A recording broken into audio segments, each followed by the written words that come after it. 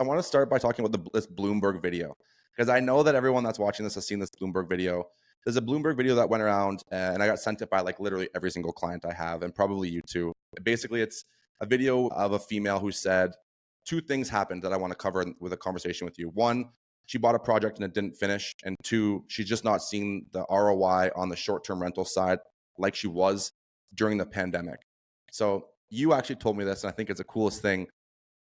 First of all, what's your opinion on this article? And like, how can people, as a developer, because you're an experienced developer, how can people avoid falling into that trap of buying something that won't get complete? There's risks in everything, but how can they best minimize their risk when they're buying a pre-sale building?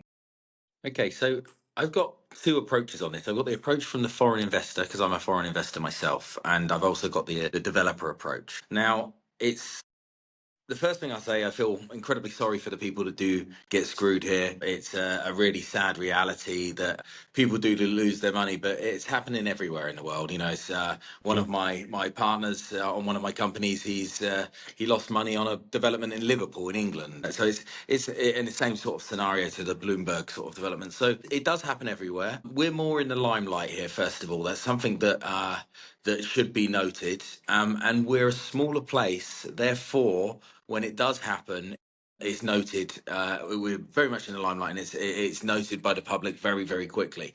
Now, Bloomberg jumped on this documentary. Now, for me, I can pull this documentary apart. Right. And the reason I can pull it, the reason I can pull it apart is due diligence. Who was this woman's lawyer? Really? It's true.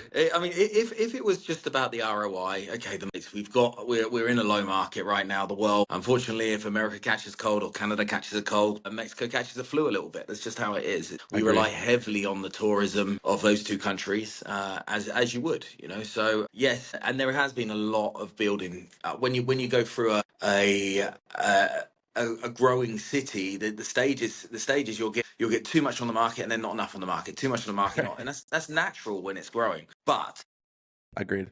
whoever was this lady's lawyer, you got to ask the questions, because not doing the due diligence into just simply owning the land, who owns the land, to me is wild.